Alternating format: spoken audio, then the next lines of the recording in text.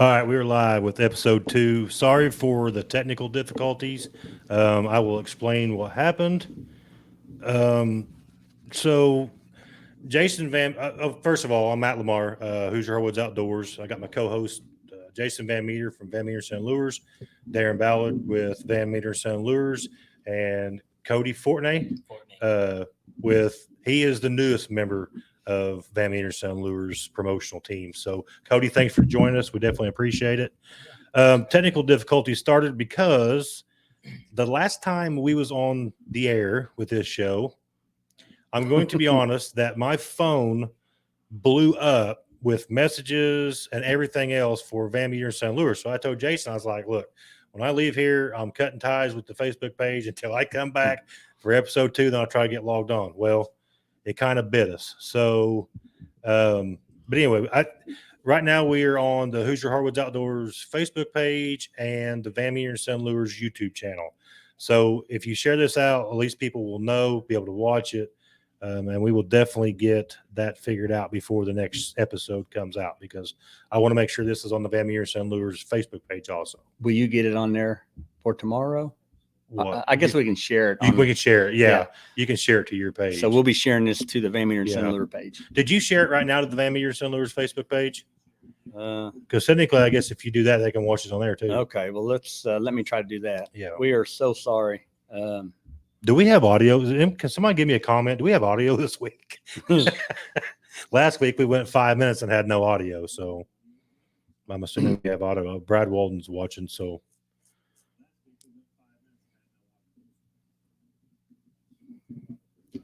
Hearing a little bit of a delay there. Okay, I have shared this to our Van Meter and Sound Lure page. Brad says loud and clear. Thanks, Brad, for the confirmation. Definitely appreciate it. I've shared it too. Okay. For my people to see. So let's go ahead and get started on this week's show, this episode. We're going to be discussing, when we started off, it was kind of episode 1 was an introduction to what the show was going to be about, so forth. And then since this is your first time here, we'll let you go ahead and introduce yourself and how you got into the whitetail world and how you got involved with Jason and so forth. So we'll start off with you and then a little bit of your story. Okay. Cody Fortney. Been deer hunting my entire life, really. Got started at a really young age, kind of self-taught. My neighbor actually was a really big deer hunter, and it kind of spiked my interest into it. And I started borrowing his old VHS tapes, watching them and kind of growing up on those, and learning and reading a lot and kind of doing odds and ends stuff in the woods. And as I got older, I started working for a fur buyer, Dave Fander out of Deputy, Indiana.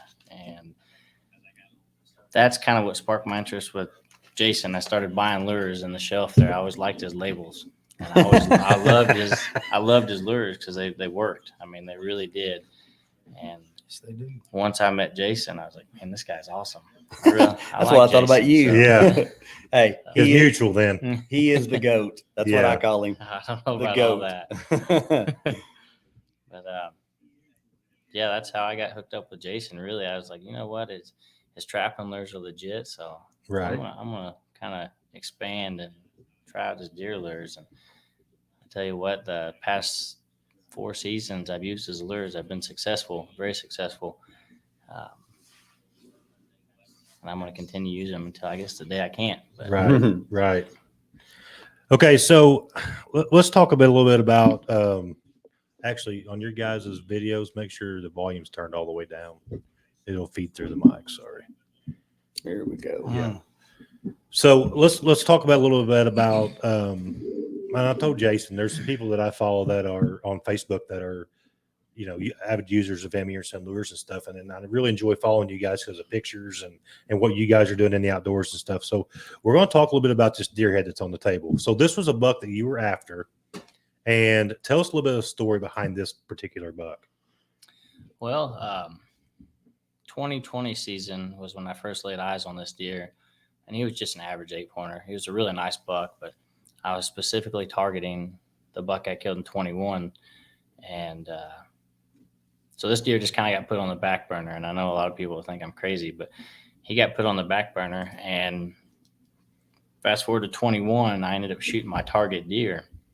Well, this deer was still coming through, and he actually had 2 drop tines. It was a really nice buck, but he just didn't. I don't know. He just didn't catch my eye. So after I'd killed my buck and kind of let things rest, the following spring, I told my hunting partner, I said, "Hey, let's go look for this buck sheds. I want to see what he really is." We found him as soon as we went out in the woods. And once we found him, we realized that that buck was a lot bigger than what we expected. He ended up gross scoring 168, had two symmetrical drop tines. And so I was like, well, you know what? Next year will be the year that I target that buck. And he was pretty consistent the fall of 2020. So I was like, well, he'll pick up the same routine in 2021 if he doesn't get killed. Well, once I found his sheds, I knew that I had a really good chance of killing this deer. So I thought about him all spring, all summer, just wondering what he'd look like. Because I was at 168, I was like, you know what? He could blossom into a really big buck and hopefully hit 180. And sure enough, he showed up. The first picture I got of him was September 22nd of 22. And he come in and it just looked awful. Sick as all get out, skin. And you got that gut feeling that the deer's going to make it. But then again, if you look at him, you're like, nah, he's not going to make it. He gets one cold winter or one cold spell, he's done for. Now, Cody, is this the first picture you got of this buck? That was the first picture. Okay. I'd got a series, I think, of 5 or 6 pictures, September the 22nd, but those were the pictures right there. And I know, just looking at him, it was a gut-wrenching feeling, because I was like, man, he's not going to make it. There's no way he's going to make it. And So you got sheds, right? mm-hmm. And then that just is a big sigh of relief. Yes. In the spring. And then you get this picture as your first picture in the fall of September. Yep. And it's just like it just takes the wind out of your sails. Took everything. I was instantly depressed. Had really nice deer on the farm, though. And in that area, there were some really nice deer, but I didn't really care about those deer. That deer was the one I wanted. That was the deer I was just determined to kill. And that was the deer I just talked about. That was the drop tine buck I wanted. And my hunting partner, he's like, he said, don't kill any other deer. He said, that's the deer you're going to kill. Don't shoot anything else. And we got some nice deer on the farm, some really nice ones in the area. So I was like, all right, I'm going to target this buck. I said, but we got another buck pushing 180s. I said, if he comes by, I'm probably going to shoot him too. Right. I said, it'd be hard to let a 180 right, walk. It really will. Exactly. But I kind of stayed out of the area where that other buck was in, just so I could really kill this one. And once he disappeared from me after them pictures, I just kind of switched gears and I started targeting another buck and just hoping. I kept cameras on the same property, and I was just hoping he'd come back through, and then I would switch gears back and try and kill him. But he never did. And went through the whole month of October, the whole month of November, and I was like, well, I ain't seen him. And 2021, that whole fall, I mean, this deer was in there all the time. I mean, I could literally tell you what the deer was going to do just about. I seen him nonstop. He was really, really active. And that's what made me think he was going to die, because he was everywhere, literally everywhere. Right. But he didn't. And so once I didn't see him that whole month of November, rolling into December, and I'd passed on a couple of really nice bucks just hoping I wouldn't regret it. And I didn't regret it. But after season ended, me and my shed hunting partner, we took off. I was like, hey, we got a nice day. Let's just go look. I know we're going to find this buck. And we knew where to look. We knew where we'd find him at. And within an hour of looking, we found him. I have a picture of that also. It's kind of like, you it's not the way you wanted to find him, but at least now you know, I guess, that, Yeah. But yeah, that's tough. Yeah, definitely. I don't know. It's a gut-wrenching feeling, but I don't know. It's closure, though, to know that I found him. Right. I guess to say. You got your hands on him one way or another, I guess. I did. It ain't the way I wanted to find him, Right. What did he end up scoring? Me and my buddy taped him, and we're not professionals, but we get pretty close, and we grossed him at 181. 181. He's a dandy. Sure. Yeah. He put He is a on dandy. The sheds that we found off of him in 2021, which would have been the spring of 22. they were grossed at 168 with double drop tines, roughly 3 or 4 inches long. I got you. Hmm. So the one thing that we wanted to cover on this show is like strategies. You know, when Jason and I talked about starting this show, one thing that we wanted to do was try to make it educational show and that type of stuff. Let's just go over like some of the stuff that you might have done to prepare to try to harvest this deer. Like, what's some tactics that you use as far as how you hunt this? When you find a deer of this caliber, right? It's not like you can just run a gun and do whatever, just throw everything to the wind and just go hunt, right? Yeah. So, what's some tactics that you used? Before Cody starts, I will have my ink pen. Yeah, I'm taking notes. take notes. For sure. Well, my biggest thing is I usually stay out of the woods. If I can target a specific deer and I can pinpoint where he's at, and I know he's staying in that area, I won't enter the woods until probably the last week of October. Gotcha. I'm not saying you can't go in and kill a really nice buck early season, because it happens. You can do that, but for the areas that I hunt, you usually are really, really thick, and it's actually kind of hard to get into early season because of briars and everything's really green and nasty. So I just stay out until October, or the end of October, excuse me. And I limit my entry and going in. I don't try and overhunt one spot. And another really big key is I always monitor my cameras. My cameras are a huge tool, and I use them to the fullest. I got a good friend of mine. He always told me that if you get a picture of a deer 2 days in a row, you better be in there on that third day to kill him. And that's what I've always lived by. Gotcha. And that's always worked out really well for me. Gotcha.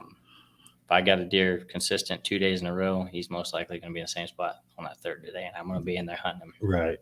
And that's how it was. I was just telling Darren before we got started on my 21 buck.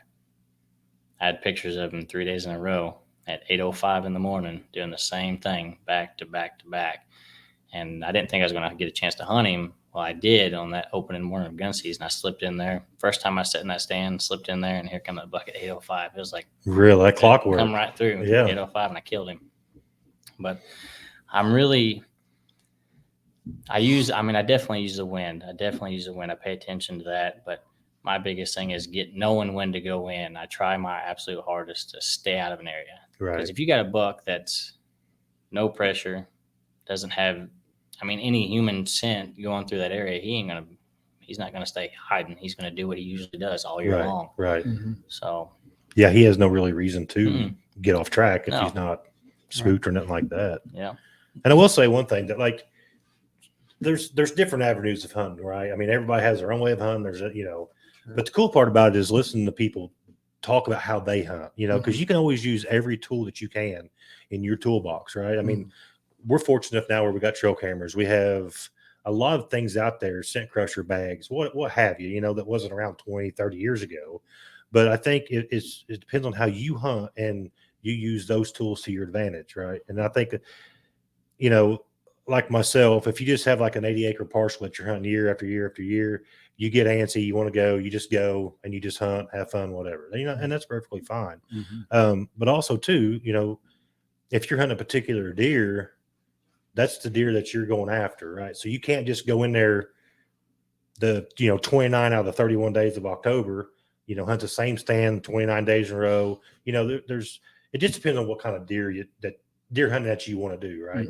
So I think it's cool to hear other people's stories and how they hunt, and especially conditions like briars. How do you, if you're hunting a very, very thick area, it's crazy what 2 weeks, just waiting 2 weeks will do when the foliage starts to turn and fall off, because you can get in there a lot quicker, easier, not rubbing your scent all over the briars going in and out. So yeah, I think it's cool, just to listen to the people talk or tell stories about how they hunt.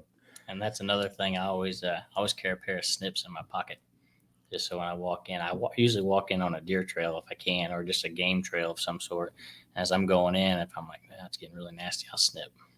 Just to snip some spots, not to make it obvious, but I'll make some snips so I can get through where I'm not going to have stuff dragging my backpack or dragging my sleeves, or actually slowing me down where I'm going to make all kinds of noise. Sound like a bear going through the woods. Exactly. And if anybody's watching tonight, you feel free to ask questions, because that's what we kind of want this show to be about too. People ask questions. Jason, Darren, Cody, myself, we can answer the best that we can from what we know. So, Jason, did you have anything that you want to hit on this week or on this episode? Well, we're in that time of year where it's the perfect time to be out there scouting. I'm sitting beside two very good shed hunters, and I know that's about to happen. I know Cody always did tell me, he said, a lot of times where you find that big shed, that's where you can find him next fall. And I guess you still believe in that, don't you, Cody? Oh, yeah. He's always told me that, and which I have seen that to be true, very true. So yeah, we're getting into that time of the year. I was out Friday about 2 p.m. and I had to switch a few cameras around because I'm looking after this. Well, two certain deer. They're really hitting our vines pretty good right now. And I'm just watching feeding to bedding. And I was out at 2 p.m. rearranging a camera the other day, and the wind was up, and I thought that'd be a good time to get out there. And sure enough, while I was trying to put a camera on a fence post, here they all come. The bucks were all bachelored up, and both of my shooters for 2023 and 6 other bucks. Nice. And they walked not close, but it was close enough. I was nervous, and wide open field. And so they and what they done was they told on herself. They come out of a bedding, because while they're making their transition from bedding to 2 o'clock afternoon feeding, I'm pulling up Google Earth and I'm seeing exactly where they come from. But it's pretty neat to watch, because they left a bedding, which I knew that was buck bedding, and they crossed the field and went into another finger woods, and they started to browse. Gotcha. And they all it was feed time. Right. It's 2 o'clock in the afternoon. These bucks, they feed 3 or 4 times or 5 times in a 24-hour period. And a lot of times 3 times that's during the daylight hours. Mm-hmm. And we're in that time of year right now where the stem count's down. I mean, we're in the winter months. A lot of food has become scarce. For one reason, browse, they've done eat it. Right. And it's not in the season to grow back yet. So these bucks, I was watching how they were moving from bedding to afternoon feeding. And so I was able to get out of there, and I thought, man, I hope I don't spook these dudes. And I started to ease out, and I seen a few tails, but that night at about 5:30, 6 o'clock, they were on my cameras. Everybody showed up, so we're good. Yeah. Yeah, you're good. I've got a few antlers I want to find, but I don't want to get in there and push them out. That's the thing about finding sheds this time of year. You want to go, but if you bump him out of there, he's just going to go shed on the neighbor. Right. Or a good chance of it. Right. So I'm just kind of laying low, figuring out some bedding right now, because that bedding, it'll stay. It'll be productive next fall. So when should we start shed hunting? I'll just ask that question. I'll ask them guys. Now, I'm a little different. I found them as early as the first week of January. I personally like to wait, because right now I've got my cameras that have been going off all day and last night. Every one of my bucks, just about, except for my small one, still holding. Both sides. Yeah. I'm at probably 95% on the herd that I'm watching. I've had some young deer drop, but I don't want to get in there right now because I don't want to bump them out. Right. So I'm just going to wait and if you monitor your deer like I do, and I know these guys do, you'll know him when he don't have antlers. Right. And so I'm kind of just waiting to see them drop. And then as soon as I see them drop, it's kind of like hunting them in the fall. As soon as you see them that third time. Right. Well, as soon as I see them that first time without both antlers, I'm going in. Well, that kind of brings up a good point. A lot of people think, if they hear deer hunters talk and they're like, well, I had pictures of him in 18, 19, 20. And people are like, how do you even know that that's the same deer? Right. But when you watch a particular deer day after day on cameras, even like Cody said, watch them from the stand or whatever. I mean, I think they're kind of like humans. I mean, you can just the way they talk or way they walk, everything. Like you can pick out a particular deer. Mm-hmm. If you see enough pictures of a deer, if they got two hairs out of place, I mean, you're going to know, like if they got a scar, if they got Yes. whatever, you're going to know Yes. exactly what deer it We is. know, So. we know them so well, we name them. Right. That's My bad. wife she's always said, why do you name, how do you know it's the same deer? Right. Honey, after you study a deer, you just know. As Right. a hunter, you know if it's the same deer or not. When you watch him, day after day, Mhm. you can tell which deer is what. So bring him to another question, Cody, Darren, Jason. Where is the best place to start shed hunting? I know this kind of got brought up on the last show, and I'm asking these questions just from a viewer standpoint, right? Just to kind of get some information out there. But where's the best place to start shed hunting? If you walk into a 100-acre parcel, I mean, do you just start zigzagging back and forth, or is there particular places that you go? I like to shed hunt just outside of bedding areas. Whether it be this time of the year, honeysuckle. I found a lot of sheds in honeysuckle patches, open fields, cut corn fields, soybean fields, drainage ditches off of bedding areas. I like to concentrate on those areas Gotcha. and try to stay out of that bedding area, Right. if possible. Just kind of stay around the outer edges of it. I'm really, I'll agree with Darren. A lot of my sheds, believe it or not, that are found are actually on south facing slopes. Just for the fact that in the wintertime, you get more sunshine in the wintertime. And those deer, obviously we didn't have too hard of a winter, but those deer will bed on those south facing slopes where the sun's going to hit the most. Yes, Gotcha. And so they're going to stay there and get warm. And it's a bedding area, so I try not to get in there, but at the same time, that's where they are. That's where they're at. Right. So, Right. and I found them in a lot of strange places. I mean, like Darren said, you find them in cut cornfields, drainage ditches, fence jumps. So they're there, but my number one place would probably be south facing slopes where I know. South facing slopes. 90% of the sheds that I find are usually that last week of February, first week of March. I'll start this time of the year. Yeah. Like that shed I found over there laying on the table. That deer was sporting both sides Sunday. Today's Wednesday, right? Yeah. Saturday or Sunday. Today's Tuesday. Yeah, today's Tuesday. Tuesday. Okay, so it was 3 or 4 days ago. He had both sides. I found that shed today. The rain caught me today. I'm thinking normally a deer of that size, from my experience, if I have found a shed like that, I usually find the other one within 100 to 200 yards away. So I'll go back in there when the weather's right. And look again. Yeah, and it was on the outskirts of a bedding area. Gotcha. Brad Walden said that his dad seen 4 big bucks Sunday around 3 afternoon, all still carrying bone. Brad's gonna go quick. When would you stop looking? Never. Never. I found When you're in the woods, your eyes are always open, right? always. I've seen, not to interrupt, I've seen deer carrying both sides through March. I'll agree. I've seen deer carrying all the way to the opening day of turkey season. Believe it or not, I've seen bucks. And that's both wild sides. too. Yeah. That's wild. That is wild. I actually found one of my largest sets. It's been a couple of years back, but I found one of my largest sets during firearm season. It was a Really? 177-inch set of sheds. Did they have any like wear and tear to them? Just your typical sun fading. Yeah. Very minimal chewing, but yeah, I wasn't looking for them. My eyes were Just- focused, and I yeah. just found them laying on top of a big ridge, right on top of a south-facing slope on a big ridge. Wow. Something Yeah. about those south that we talked about on the last podcast. Deer love south facing Yep. slopes.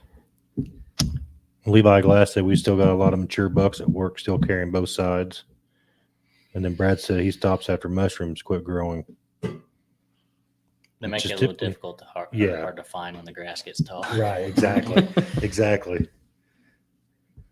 I stop after mushrooms. Quit growing. If we pause too, a lot of times we're reading through the comments because we want to make sure we answer people's questions and that type of stuff. Jason, did you have anything? What else did you have on your list last night when I was down talking to you? Well, I've You was been taking notes. Yeah, So, I've been having some people text me about how long our product is good, okay, and I that's tell the them, I tell all of our customers, of course, we don't overstock and we don't pre-bottle season ahead, and but if you do have anything left over, just keep it in possibly a cool, dark place. Main thing is out of direct heat and out of direct sunlight, and just shake it up every time you use it. Gotcha. So, so yeah, I just wanted to share that. And also, we are pursuing a website. So That was big news last night when you told me Yeah, that. I was we'll- like, that's we'll, awesome. We'll see how that goes. Yeah. It kind of has me concerned. So, and just because generating more business. Is But that anyhow. is that the one that you found? Mhm. That's the set of sheds. Wow. During firearms. I guess there's no way you can put that up. Yeah, I can. Okay. Yeah, we'll work on But it. anyhow, We'll work on it. do you have a, that's a dandy. Do you have any of those pictures of that buck working that vine? Was you able to get that put up? No, because we struggled so bad Okay. here. Let me see if I can.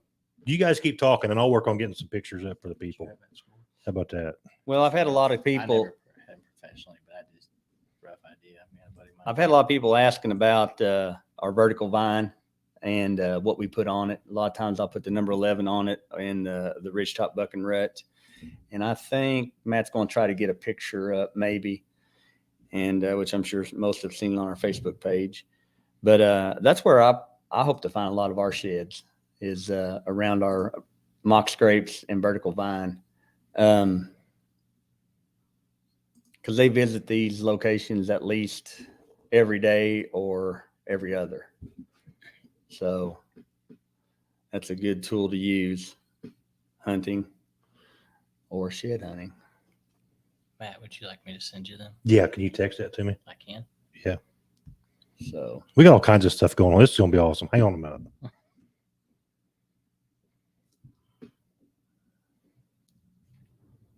looks like I've got a hacker on here. That's Do you? Yeah, looks like it.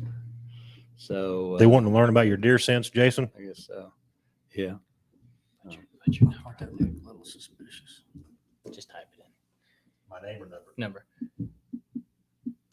But anyhow, Cody, have you got a certain buck picked out for next year? Yeah, Is yeah, I do. I can. and I guess you're going to try to go after his sheds here soon. Yeah, I haven't seen him since the end of December, but I've actually had a camera die on me. I've just been really, really busy with work and haven't had a whole lot of time to get out and put batteries in. But the deer actually lived on the neighboring farm all summer and spring last year. And luckily, one of my really, really good friends, my shed hunt partner and deer hunt partner, me and him would kind of keep tabs on it. I'd get pictures of him one day and he'd get pictures of him the next day, but he ended up staying down on me more last year than he ever has. So, and we found a couple years worth of his sheds already too. So hopefully we can find him again this year. He's pushing as a clean 8-pointer. I'm wanting to say last year he was 160. So he may hit 170 this year. Maybe. We'll see. Maybe. Yeah, Maybe. maybe. Jason, I've had a lot of people ask me too about your products as far as what are you using this time of year and how are you using it this time of the year? Can we go over that a little bit? I've still got a few drippers out, and I know Darren can add to this too. I still have a few drippers out, and I'm using ridgetop buck and rut a lot right now in my drippers. It seems to really keep the communication between some of them target bucks and the mock scrape and the vine. Darren sent me a picture the other day. I think you're still using some number 11. Mm-hmm. Faithfully. And same deers, does, bucks. I think- it looks like that area, it looks like cattle have horses or whatever have just shredded Mm-hmm. the edge of that field. The does dig. I mean, because I've got a couple places where I've sprinkled that, just to see the reaction of the deer. I mean, there's holes, I kid you not, in the ground, 2-3 feet wide, 2-3 feet deep. Really? And that's a mock scrape. Yep. That they have just dug and dug and dug. So number 11 is pretty much an all year It is. It's a. attractant. It is a dough and heat, but it's got about 4 other ingredients in it, musk and glands. I mean, it's a good communicating lure. I know Cody. I think Cody always gets him a little bottle of it every year. Every year. Every year. You won't see me in the woods without it. It's in my pocket every time I go The out. number 11. Every year. I had a bottle of my wife or a bottle of my truck one time, and my wife asked me if that was clone I was using. I said, no, but it stays in my truck year round. If I go to the woods, it's going on Yeah. something. Amen. Brad wants to know, Jason, are we doing a giveaway tonight? He could use one of them stands behind you. Saw that. I don't think we'll be giving away any tree stands tonight Not to give tonight. away. Levi Glass wants to know, will mature bucks shed in the same area year after year if they are not heavily pressured, or is that a toss up? Darren, I'll let you talk on that if you want. Well, I have found with the one particular buck that I may have been hunting that I did not get the opportunity to harvest. I'll go back in his home core area, and I have found sheds from that same buck 1, 2, maybe 2 years in a row. So I would kind of agree with that. Yes, you can find a lot of sheds from the same buck in the same area, and maybe within 100 yards, 200 yards of where you initially found the first one, you may go back in there the second year and find them. But how many years in a row you can do that, I don't know. I mean, like I said, I've done it a couple years in a row, but I don't know if I've ever went 3 or 4. Right. Because normally, at the 3rd or 4th year, normally I've harvested that deer. Right. So, but I would agree with that question. That's great. That's a great question. Yeah. I would think so. What's your take on it, Cody? Well, for instance, this buck in front of me, I'd have to dig through my pile, but I believe I've got 2 years of sheds off of him, and the buck I killed in 2021, I've got 3 years of sheds off of him, and every Really? single one of them has been in the same area. And the buck I killed in 21, we found a single the first year, a match set the first year, a single the following year, and then the last year before I killed him, we found another single, and every one of those were all within probably 200, 250 yard Really? radius. Yeah, every one of them. The deer, he didn't go nowhere. So it's his core area. Mhm. Gotcha. Jamie Gray said, I once found a shed of the buck I killed while I was dragging it out. That's a pretty cool story. Yeah.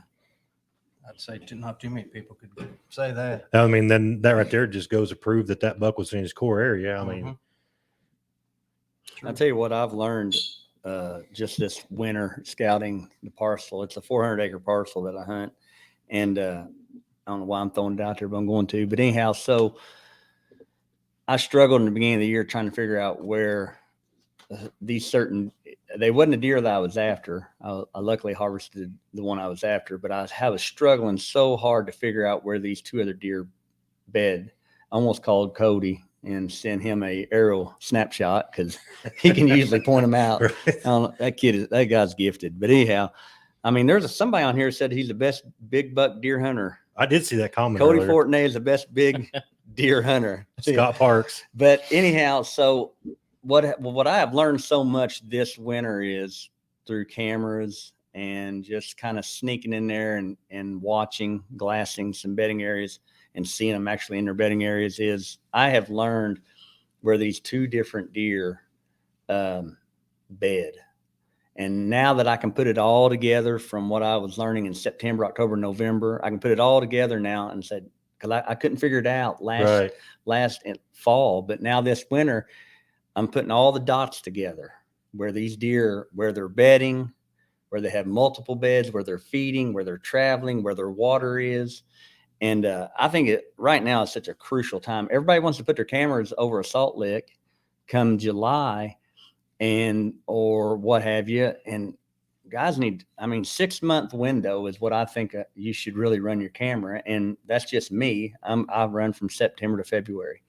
And which I'm kind of new to the whole camera thing, but I have learned more from December to February than I have all year, pretty much. Yeah. Probably. Yeah. So I'm really excited to kind of put all this information together and see what happens come September, October.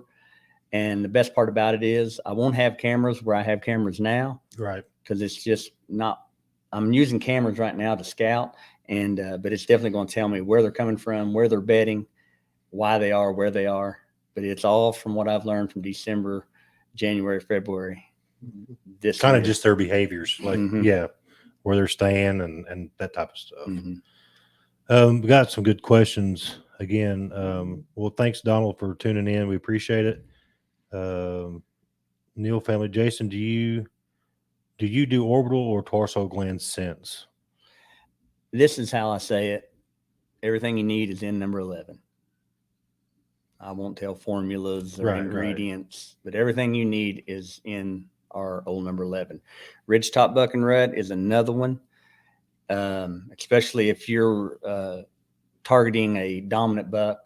The early season, mid season, the ridgetop buck and rut is a challenging type lure attractant, and it has everything you need in it. You can apply that to your licking branch, mock scrape, natural scrape, vertical vines, rub branch. So Right. Charlie Meredith, what would you guys say is the most vital steps to take in the off season to be most prepared for when the season comes around? As someone who has hunted land owned by other people, as of now, I have a piece of land that I have the ability to manage. That would be some tips as far as property managed to be most effective. Cover. Make sure you got cover. Do improvements to your land if you can. That's my biggest thing. You want deer to feel safe and at home, so you want thickets. You want nasty stuff. I'm not saying you can't kill deer in big open timber, but thickets is what I love. I mean, the deer love it too. They know they're safe. They just Right. feel that. So if you can plant warm season grasses or possibly do I know a lot of people are kind of weird about hinge cutting, but if you can knock down some of that canopy so briars and all that nasty stuff comes up, I mean, you're really helping out tremendously when you can create good solid cover. It's almost like you're building a house, right? Exactly. Yeah. Exactly. Building, cover is Carpeting their bedroom for 'em. Yep. Pretty much. Darren, what is there anything you can put in on that as far as what you do? I mean, I would have to agree with what Cody said. I mean, that's what I was thinking. You got to have cover. You got to have a food source and a water source. Yep, that's what I was going to say too. If you got a big tract of timber or a big parcel per se, even if you're hunting 100 acres, if you're hunting 10 acres, if you've got those three things, I mean, if you want to grow and manage your deer, you got to have those three things. So that is what I would tell somebody. Those three things are essential. Yeah, I call them the big three, right? So no matter what you're doing, Triple first crown. thing you got to look at is you got to look at cover, food, and water. Absolutely. That's what you need to cover first and foremost. I did notice, Jason, you put in some man-made water holes last year. Mm-hmm. And did you do it the year before? Or was that just last year? Well, I've always had one behind the house here and some other locations, but I actually started building some last year. Got you. And just trying to get that inside my kill circle. Them guys are right. I mean, you got to have cover, and they got to have browse. I mean, everybody's big on their food plots, and that's fine. They do love it, but they want the browse. Right. They want the briars. They want the honeysuckle. They want the regeneration shoots coming off of a hinge cutting. And like Cody said, getting that canopy opened up so things can grow on the inside of these thickets. If you want to kill big deer, hunt where a tornado went through or where they have come through and clear cutted a parcel. And deer, that's where they live. That's where they feel secure. Right. That's where they can eat. Because these big bucks, a lot of times, they'll feed during the day, but they may only feed a quarter acre circle because it's in their bedding. True. And they'll just get up a little bit.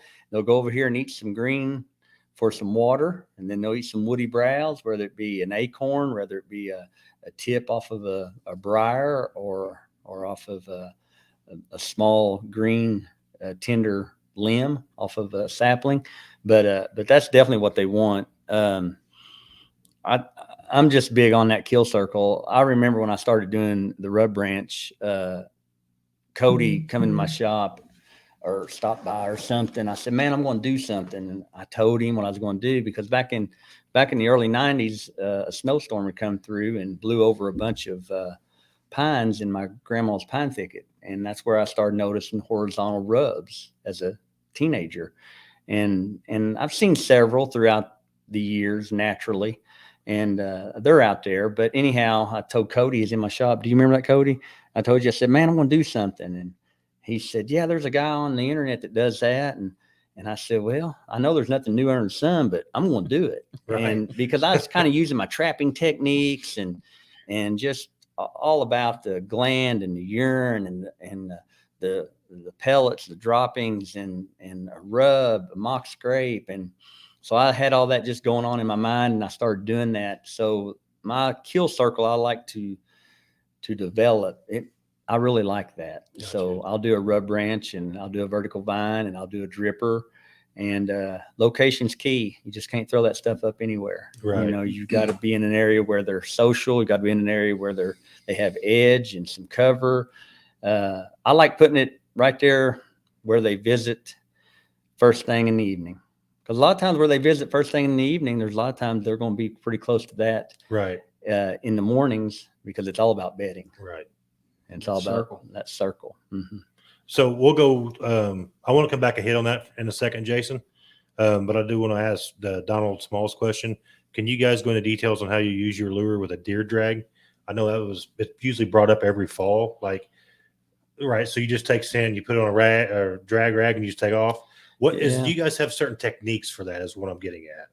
Can I? Yeah, go. Yeah, go ahead. I'll tell you what I do. I'll take, depending on the time of the year, I use number 11 as a cover scent.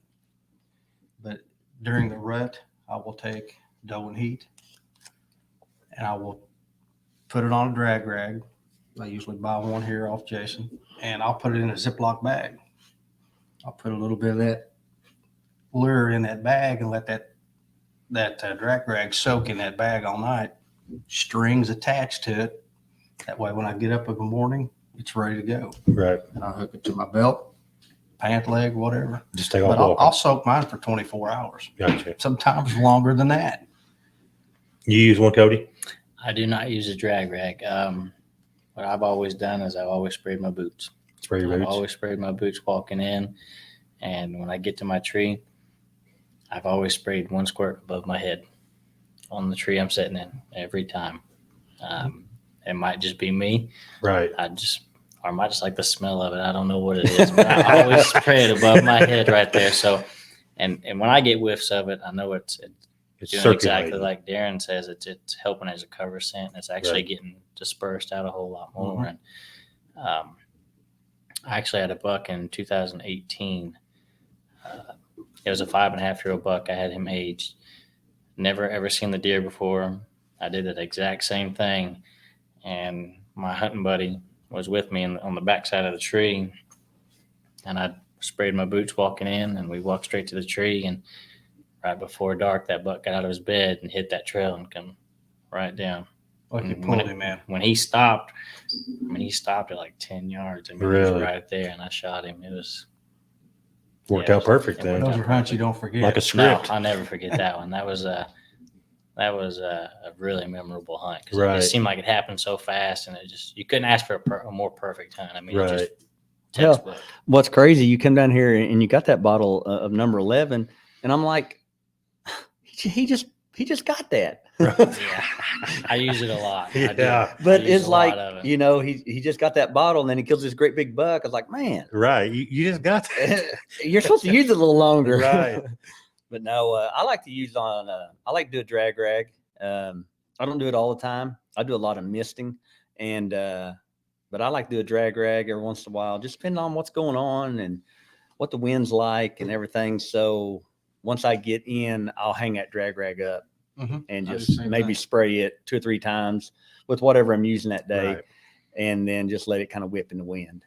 Well, what I didn't mention, I normally use a drag rag during the rut, Mm-hmm. but I will still, even during the rut, if I use that drag rag with, the doe and heat, I've still got that on number 11 on me somewhere. Right. So I'm actually going in with 2 different,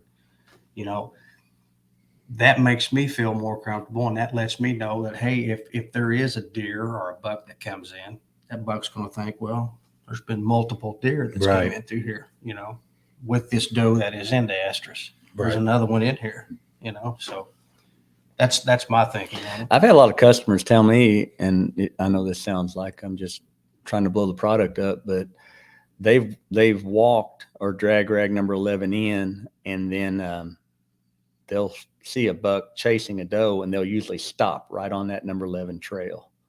And if that's 75, 85 yards out, I mean, that's an opportunity for a good gunshot. Sure. Right. You know, and I know Zach Dobbins, he's used our product for years, and he actually has told me that, and he's witnessed that many a times, to where he'll see a buck chasing a doe and come across his trail and stop just long enough to get a shot. So, but drag rags are powerful. You know, they're a powerful tool, and they may not be for everybody, but I know a lot of guys use them during the rut, especially with the number 11, doe and heat as well. So I do. So going back to what we were talking about a little bit earlier, Jason, my plan is, as long as Jason and these guys are on board with it, I do want to kind of, whether we do it this spring, summer, whatever, I would like to do some YouTube content on like locations of licking branches and rub branches and, you know, drag rags, whatever we can utilize or whatever we can come up with to post on our YouTube channels to get the information out there. Obviously, it doesn't have to be in the heart of our hunting areas, right? But if we could just, you know, come up with some information and show people how to hang them, where to hang them, and that type of stuff, I think it'd be very, very beneficial, in my opinion.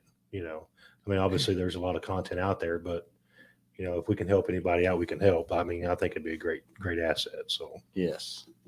What's Travis saying there? he agreed with Cody about spraying on my boots and tree. I've always used it as cover scent, and I enjoy the smell.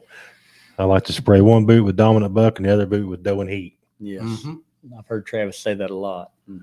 I kind of got away from spraying my boots. I probably sprayed too much, I'm sure, but I got away from spraying my boots with number 11 because I'd get picked off by does.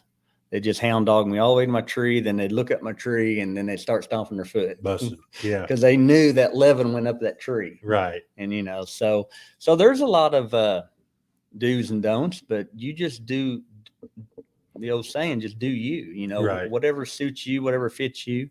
Yep. But yeah, I try to keep the number 11 because it's pretty powerful off my boots. And it's go ahead, Derek. I've Go had ahead. 11 to do the opposite, you know, and it's like you said, it's different strokes for different folks. That story I was telling you about when I moved the stand, the last podcast we had, it chills the does out. Yeah. But at the same time, I have blown some off Right. too. So, Well, I think they see that big structure up there in that tree that's not supposed to be there, and it smells like number 11. How'd that deer get What up is that that? tree? Well, and yeah, especially them older does. you know, Right. they're pretty good at that. So the DNR did send out a survey. I'm not sure if any of you guys filled that out or anything, but I've seen it in my emails, but I Yes. haven't opened it. so one of the big questions on there was about changing deer seasons. As far as gun season, does the gun season need to be shorter? Do the dates need to be moved, and so on and so on and so on? Do you guys have any opinions on that? gun seasons need to be cut in half. And then I think me personally, I think gun season is anyway too long. That's just my we've got- personal opinion. basically we have for gun seasons, we got for, you know, that includes shotgun, rifle, muzzleloader. Right. We have, I think it's 33 or 34 days that we can, you know, that we can harvest a deer. Most states, it's 2 or 3 day gun season, Right. you know. Because you got your 2 week, you got 2 weeks, 3 weekends, and I call it gun season still, but rifle, muzzleloader, shotgun, whatever. Then you got a week off. Then you got 2 more weeks, 3 more weekends of muzzleloader season. Right. I mean, that's what, 6 weekends and 4 weeks. Basically, you have 3 months in the state of Indiana. That's a lot. I mean, that's I'll It's a tell you lot of what, firearm you know, sign. to me, it's just so much pressure on the herd. Right. I mean, man, Oh, absolutely. these poor deer, I mean, they don't stand a chance No. to enjoy, Right. you know.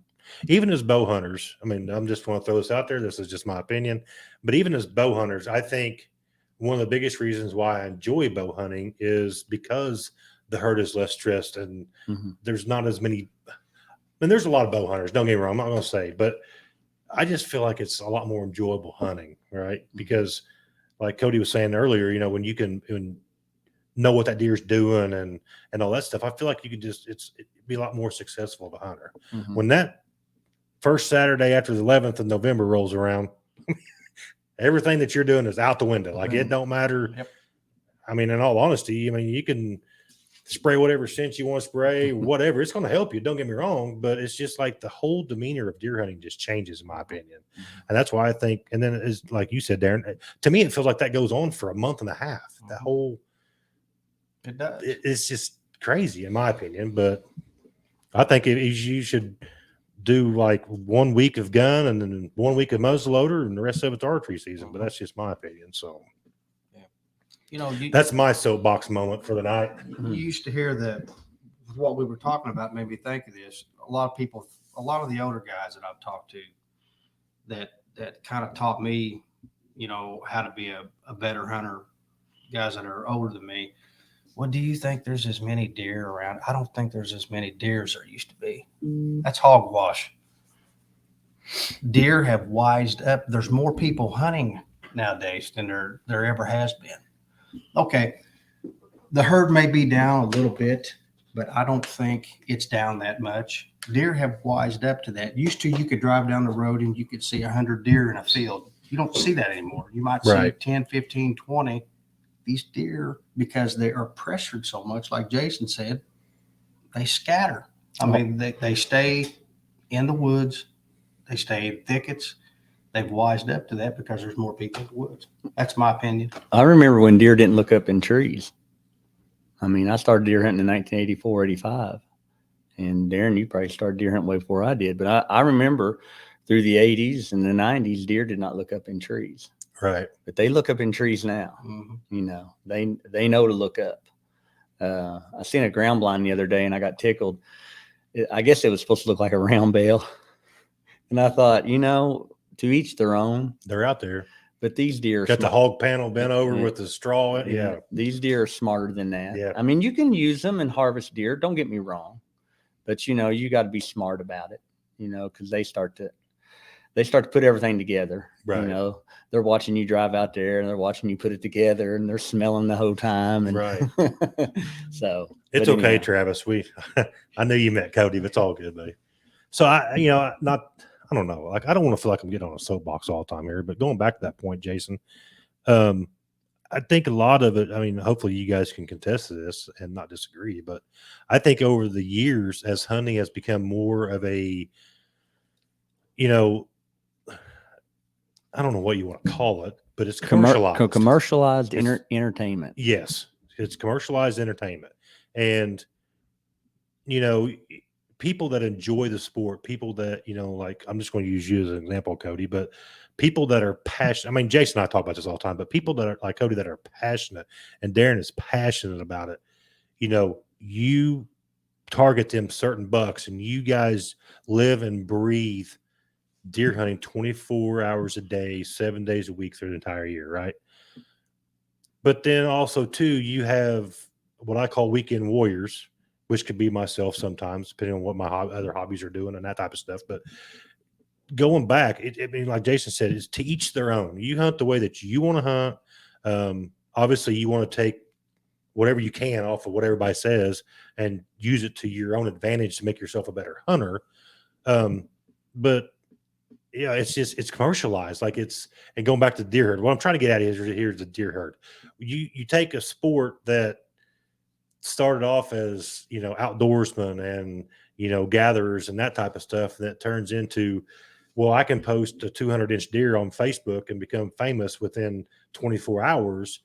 And it's almost like it's I don't know, like it's just taken over everything, in my opinion. You know what I mean? Like social media has commercialized it. It's a multi-million, It's- billion, whatever industry. it's a business. double-edged sword. Like I've It always said, is. it's a double-edged sword because I have learned so. I mean, I've talked to Jason 1,000 times on Facebook Messenger, or I look for Jason's when he's going to be open on Facebook. We talked about that the other day. So it's very, very useful tool. But on the other hand, too, you can't compare yourself to everybody else through social media, right? Right. I hunt 60 to 80 acres. You could have 2,000 acres you're hunting. So just because you've got 4 shooters and I've got like one decent little shoot, I mean, don't compare yourself to what other people are doing. You be you, and you hunt the way that you want to hunt and how you want to hunt, and the rest of it, it'll all come out in the end. That's how I look at it. So, but as far as deer herd goes, getting back to that point, there's so much I mean, new roads being built and subdivisions going in every little nook and cranny. And me personally, I agree 100%. I don't think that the deer herd has changed that much. That's just my person. I was going through Salem the other day, driving through town, and there's 4 does standing in a yard in the middle of town. Don't doubt it. And they're adapting. Like Mhm. they're just adapting to what's going on around them. And when they're getting pressured, and they're not dumb animals, right? That's They're right. survive. They have to survive. So I don't think the deer numbers are down. I just think that I still think gun season's too long, but It is. I don't think the numbers are down. But the So, state, well, I probably shouldn't. It'll never change. no. I don't think it ever will. And there's a lot of things that play in part in that too that Yeah. we don't know. That's behind the scenes stuff that we don't know. I mean, That's a But- different podcast. Yeah. segment we could talk about. yeah, it's a whole different. And that all goes back to also too what we talked about earlier though is about management, right? I mean, a lot of times we talk about deer numbers being down and this and that, but it also too goes back to management. If you know that the deer herd on your piece of ground that you're hunting is getting low, it's up to you to fix that also, right? Don't go out and shoot 4 does and 2 buck or 1 buck, every year. Kind of keep an eye on your herd. And if the numbers are getting kind of low, then let's adjust accordingly, Keep and that ratio. keep the right. ratio right. Yeah. There's a lot we can You do. have to. There's a lot we can do as hunters to help that situation out. I've So, seen several bucks just in the last 2 weeks. I had seen them on another parcel over a mile or so away. And you talk about herd fluctuation and deer numbers and your herd and knowing what you got. They're going to go where the food's at for sure. They're going to go where the cover and the bedding's at this time of year for sure too. But I just want to say that I've noticed 2 or 3 bucks. They've showed up on my cameras, and I had them over a mile away plus back in October, November. So, sometimes these deer are here, sometimes they're not. Sometimes they're near, sometimes they're not. They just kind of move with the food. Cody, I was wondering about you. What's your plans for this late winter scouting? Well, when I get time, I've been pretty busy with work, but Mhm. it ain't really going to change much. I've kind of got a pretty good idea on what my deer are doing. It might change up just a little bit on a farm that I have, specifically targeting the 8-pointer I just showed you guys. sorry, Cody, while you're talking, I do have for the people that are still watching, I totally forgot to put these pictures up. I have the pictures of Cody's. There, this is the shed that you found during gun season, right? So the Okay. sheds found during gun season. Okay, you can go ahead and finish. Sorry, I was just gonna put that up there while you talked. But no, my strategies are. I mean, you get to know in your deer herd, you know what they're going to do, so it's not really going to change a whole lot unless I pick up a specific property that I'm not familiar with. Then I'll get in, and like I said, I'll start looking for the food. I'll start figuring out where they're mostly spending their fall and or their winter, I guess to say, and really just focus on bedrooms right now. That way I can kind of figure out what they're going to do. And really, it just ain't going to change a whole lot. That's just all I'm going to do is just kind of look for bedrooms right now. That's it. And I can kind of focus my area around that. If I know where a deer's going to bed at, like these bucks that I've been hunting, I knew I almost could tell you where these deer slept. I mean, I knew where these deer were sleeping. And that's what it takes to kill Yeah. big deer. It does. I mean, obviously you got to have big deer to kill big deer, but you find a big deer and you figure out where he's staying, where he's bedding at.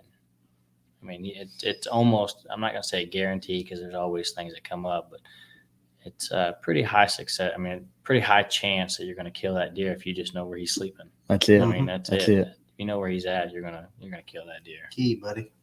I've got a 340 acre parcel that was just recently clear cutted. I mean, it's destroyed, but I've hunted it since the 80s. So yeah, since the early 80s. I used to squirrel hunt when I was little, and I've deer hunted it forever too. But it's better now than it ever was, because it was always just a big open hardwood with a few thickets in it, and now it is literally destroyed. And I've done some management on it. I've opened up some roads. I built a water hole, and I've got a licking vine up there and got some things going on. But this winter, I've got to really get in there because the landscape has totally changed. I mean, from what it was all my life, I mean, they're still going to hold true to a lot of travel, but they're going to have to change some routes just because of how destroyed it is. Right. And I just wanted to insert this for all these guys, because I hear guys saying, man, they logged my woods out. Well, that's the best thing you could ever do for a deer woods.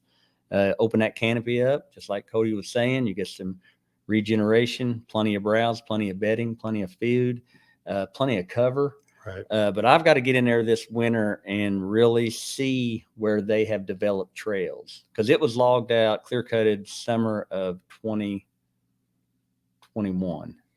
And so I was able to get in there last year and check a few things out. But this winter, I'm really going So to. it's going on 2 years in, right? Yeah, I'm really gonna get my boots on the ground in there and really check it out, because I used to know where every trail was, Right. you know, and but I got to see how they've It's cool to see how they've changed. adapted to that. But back to what Cody says, I've got to get in there and figure out where they're bedding. Some guys will ask, well, how do you know where they're bedding? There's a lot of little keys to that, just like Cody said about the what hillside you say, Cody? The South. south facing hillside. Of course, you see that a lot. I've seen that a lot over the years, but get into an area where you find a lot of rubs. I mean, you find an area where there's 15 or 20 rubs on anything. That's probably a good area, Good sign. a good indicator. That's where he beds. Right. And he had spent some time in there bedding, and he'd get up out of his bed at 12 o'clock, 2 o'clock, and rub on a tree, eat some woody browse. But anyhow, I've got to get into this parcel of land this winter between now and when the foliage comes on, and figure out where they're bedding, where the trails are.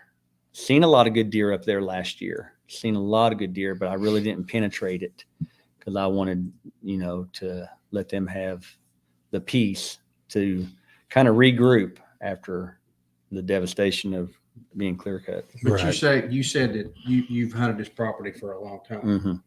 But when did you start managing it? 2-3 years ago? Mm-hmm. That's going to pay dividends. It's going to take it a while, but it will pay dividends. That's why you're seeing better deer in there. Well, it's And just, I know you know that. I yeah, had to it's throw just, that in. Right. I'm just so excited because they're not going to go anywhere. The food's there now. The bedding's there now. They have And- everything they need. And I'll never forget whenever I've hunted areas like this before, whether a tornado go through or a clear cut. It's that 5th year. Look out! Right. The deer are big. They're established. They're on more of a pattern now, and there's still plenty of browse to eat. Still plenty Especially of with browse. that clear cut. Oh, yeah. That 4th and 5th year. I don't know what it is about a clear cut or power lines. I have harvested more mature bucks in clear cuts during the rut or along power lines. They cruise. They They love power- They love it. Yeah. I don't know what it is, but it's true. Something I'll touch on a little bit on that with big thickets. Sorry, I keep hitting Oh, the you're tables. fine. Yeah, you're fine. One of the questions that was asked earlier, what you can do to improve. My go-to is always it is the top 3 like we discussed, but mine is, like I said, cover, because you got to have a deer that feels safe where he's at. But after a hard rut, usually your does that's been dogged the whole month of November, I mean, towards the end, they get pushed and pushed and pushed. Where do you think they're going to go when they're trying to get away from a buck? They're going to go to the nastiest, thickest Oh, yeah. possible place they can find. Yep. And that's why I like them, because if you get does in there, them bucks ain't dumb. They know that. They just got to Right. find them. So Right. they're going to be scouring these big old nasty thickets. I mean, they're going to try and find fence rows. I used to hunt a lot. I still hunt a lot of fence rows, but when I was growing up, that's all I really hunted was fence rows. Big old nasty fence rows. They wouldn't be but 40 yards wide, but they'd be so thick. I mean, you really couldn't even push a rabbit out the backside. They were so big. And one of my best friends, I actually took him to hunt on one of these farms with me, and it was actually really cool because it was so thick you couldn't see anything in it, but a doe popped out. Right when that doe popped out, here came a buck, and he ended up killing that buck. It was a really nice 10-pointer. But those big old nasty thickets ain't just good for your bucks, but they also help. I mean, like your does try and get away from getting ragged to death, and then I mean they're just great spots. They really are. Right. And the thicker you have, it's just all around good. You got browse, you got bedding, you got edge, you got cover, but you have small game for the coyotes to eat instead of your fawns. Right. For those that like to manage that, Right. if you got more rabbits, you got more birds, they're going to feed on that rather than your herd. Right. But I tell you what, there was somebody that asked a question in here about, do big deer have multiple beds? Yes. Oh yeah. Yeah. No doubt. Yeah. That's the deer I called the slow walker. He had 3 beds, and 1, 2, he got 3 beds.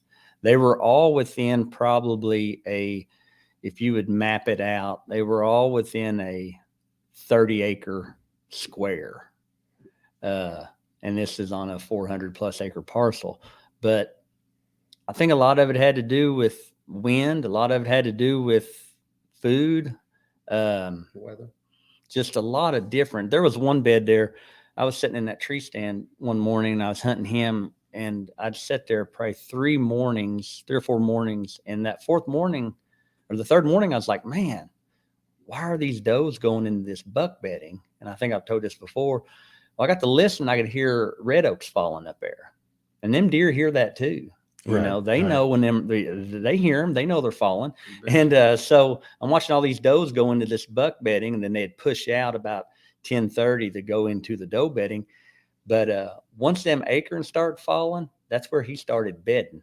And because he could go in there and browse all day long and bed. No hurry, have to move. No. Where he had been bedding in like a cedar thicket, gum tree, just a little bit of browse, not much. But then to watch him transition, I know it was all because of the food. Right. And, does play a big part in that. Weather plays a big part in that. But Cody, Darren, if you want to add to that. Well, I was going to say, I've got a lot of setups too in Oak Flats, around, a lot of oak trees. And I mean, acorns are, in my opinion, acorns are the deer's choice of food. I mean, if you have access, or you can set up close to any oak trees, I mean, it's always productive. It's always been good for me. Yeah, for sure. Yeah, actually, last fall, it's kind of a funny story, really. I was actually struggling to find a lot of these deer, and I knew we had a really nice crop of white oaks last year. So I was like, if I could find the one white oak, I'll find the deer. Right. And it took me forever. It seemed like I tried to stay out of a lot of these areas because I don't want to just blow deer out. So I try and avoid them. But I ended up finding a monster white oak last year, and I didn't hunt it, which was silly of me. But I tell you what, the ground underneath this white oak was just destroyed. There was piles of buck poop everywhere. I mean, you could just tell that's what they wanted. They preferred that over soybeans, probably 10-1. It was unreal. But I probably would have killed the deer if I sat underneath that oak tree, but I just didn't hunt it. I mean, well, Jason, we're at 1 hour and 10 minutes. What's the schedule going to be? Do you have a set in stone yet? Or we just want to keep the viewers and listeners informed on when we're going to do it again? We will. Because we'll have to probably go over it and talk about it and stuff like that, get schedules. And like we said the last show, a lot of people's already geared up towards fishing and turkey. And like I said, I get that, understand that. But we are really looking forward to get these guys out here August, September, October. I do know we'll just go ahead and set that in stone. We do know 100% that August, September, we're going to go every week. Yeah. Let's just go ahead and put that out there. Starting the first week of August through the end of September, we'll go every week. Because I feel like Jason and I, when we talked about it, that's go time for deer hunters. And Mhm. to be able to sit around and talk about whitetail hunting and stuff like that every week, Mhm. we definitely want to do August and September every week. So Also want to add, we will start doing next year adding more trapping. yes, Cody, he's a big trapper, and we can kind of insert that with the deer a little bit next year, especially next winter. yeah. The So- first two episodes was definitely just getting the show out there and let people know It what is, And yeah. Jason and I, Darren, Cody, we've got a lot of plans, and I really hope that everybody joins us for the ride, because I really have a Absolutely. feeling that this is going to be a great show. Yeah, I do too. Especially from August on, people are really starting to gear up about their mentality changes. July 4th, I always say, Right. it's too hot to fish. It's time to start looking for deer. Right, exactly. and so from July on, that's whenever people really start thinking about their Yeah. whitetail herd. But I encourage people, get out there now and learn these deer, figure out where they're bedding and what they're eating, and mainly where they're bedding. Figure out where the does bed, figure out where the bucks bed, and just get out there and figure that out. But come August, September, I think it's going to be a real powerful show. Yeah. And there's a lot of things I'd like to talk about right now, but I'm just kind of waiting, waiting for the season, waiting for the time. And because I know people are going to want to hear, because they're going to be thinking about it. So, Yeah, make sure that you subscribe to the Hoosier Hardwoods Outdoors YouTube channel and the Van Meter Son Lures YouTube channel, because, like I said, hopefully we can get a lot of content pushed over there through the spring and the summer. And Jason and I are already talking about wade fishing down the river this year, so there you go. we could have all kinds of content going along. So, but yeah, so probably we might do another show this winter. We may not, but just really be expecting next fall to be loaded up with a lot of content, a lot of information, and we'll just go from there. But I appreciate Cody coming on board. Man, Cody was probably, I don't know how old you was when I met you. You was in your teens. You was a little while. yeah. Jason was telling me this story the other day about the fur buyer and then meeting you for the first time. And that's where I met Cody, but glad to have him and his knowledge. And I'm very blessed to have these two guys promoting us. So Absolutely. I still tell Caleb all the time, it's time for you to get on the show. He He just ducks his head and walks off. He just walks off, doesn't he? So Do you guys have anything you want to add before we get off here? there was one question here. Somebody asked Blake Roberts, how do you guys think the quality of deer would decrease if gun season were to take place in early October or mid-December? I think it'd be best in December and leave it at that. Yeah, I do too. So, but I think if I was going to change it, I think I'd push it back, not forward. But that's exactly. Well, either that or have a 3-day gun season, 3-day muzzleloader like Yeah. Illinois. I know Illinois does. Pretty sure Wisconsin still is. Their season may be a little bit longer than that, but Ohio. But technically though, you could leave muzzleloader season exactly like it is, but the first half of it is firearm season. The second half of it is muzzleloader season, right? So you still have your 3 weekends, 2 weeks. I mean, it was still short. I mean, because you're cutting out a full, complete firearm season. You know what I'm saying? But like the first week and a half is firearm, right? and then the second half would be muzzleloader only. Yeah. And you're still cutting it in half. So yeah, there's several ways to do it, but I think it needs to be in December, not mid-November. Exactly. Yeah. I kind of have mixed emotions about the quality of the deer that we would see, how it would affect us. If we did shorten our season, or if it ever became to a point where it was shorter, there would be a lot more quality deer killed.